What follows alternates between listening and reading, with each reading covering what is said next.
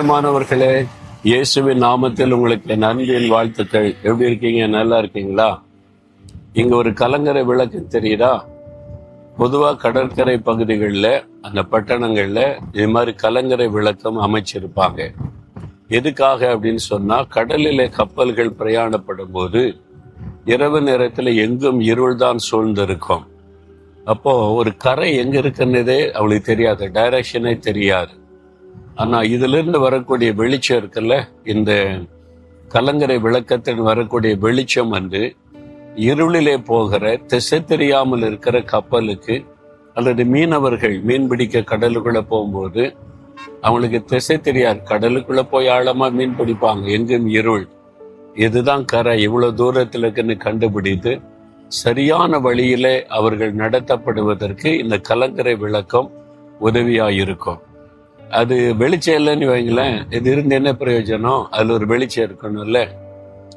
ஆண்டவர் இயேசு சொல்லுகிறார், யோவான் 8:12 நான் உலகத்திற்கு ஒளியாயிருக்கிறேன், என்னை விசுவாசிக்கிறவன் இருளிலே நடமாமல் அவன் ஜீவ ஒளியை பற்றி கொண்டிருப்பான் என்பதாய் சொல்லுகிறார். அப்போ இயேசு கிறிஸ்துவாகிய வெளிச்சம். இந்த உலகம் இருள் நிறைந்த உலகம், பாவம் நிறைந்த உலகம், சாபம் நிறைந்த உலகம், பிசாசின் கிரியைகள் நிறைந்த உலகம். சில சமயம் நாம் இருளிலே தள்ளாடுகிறோம். என்ன செய்வது, எப்படி செய்வது, வாழ முடியுமா? இருட்டிலே ஒரு தடுமாற்றம், எந்த வழியாய் போவது என்பதாக.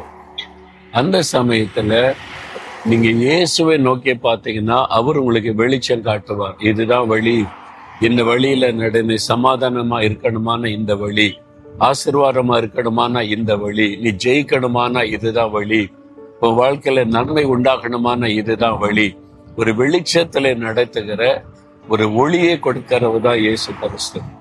இன்னைக்கு உங்களுடைய குடும்பத்துல, உங்களுடைய வாழ்க்கையில தடுமாறி கொண்டு இருக்கிறீங்களா? இருள்ல இருக்கிற மாதிரி இருக்கீங்க, ஒரு வழியும் தெரிய மாட்டேங்கிற நினைக்கிறீங்களா? இயேசுவை நோக்கி பாருங்க, அவர் உங்களுக்கு அழகான ஒரு வெளிச்சத்தை காண்பித்து வெளிச்சத்தின் பாதையில நடத்துவார். அது உங்களுக்கு ஆசீர்வாதமாய் இருக்கும். தடுமாறி கொண்டிருக்கிற உங்களை பார்த்து சொல்லுகிறேன், மகனே, என் மகளே, நான் உனக்கு வெளிச்சமா இருக்கிறேன், நான் உனக்கு ஒளியா இருக்கிறேன், என்னை பின்பற்றி வா, நான் உன்னை வெளிச்சத்துல நடத்துவேன், சரியான பாதையில நடத்துவேன்னு கர்த்தர் உங்களுக்கு சொல்லுகிறார். அதுக்காகத்தான் இயேசு சிலுவையிலே தன்னை பலியாய் கொடுத்து நம்மை பாவத்திலிருந்து, சாபத்திலிருந்து, பிசாசின் வல்லமையிலிருந்து மீட்டெடுத்து ஒரு ஒளி உள்ள ஒரு வாழ்க்கை கொடுப்பதற்கு தன்னை சிலுவையிலே பலியாய் கொடுத்தார்.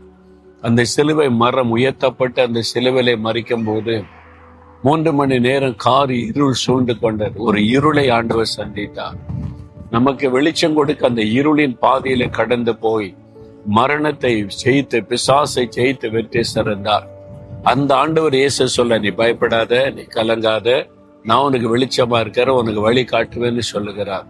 விசுவாசத்தோட சொல்லுங்க, இயேசுவே, நீங்க எனக்கு வழி காட்டுங்க, எனக்கு என்ன வழியில போறது, என்ன செய்யறதுன்னு தெரியல, ஒரு இருளிலே தடுமாறி கொண்டிருக்கிறேன், நாம விசுவாசிக்கிறேன், எனக்கு ஒரு வெளிச்சம் காட்டி வழி நடத்துங்க, இன்றைக்கு ஒரு வழி எனக்கு காண்பீங்க. இயேசுவின் நாமத்தில் ஜெபிக்கிறேன். ஆமேன், ஆமேன்.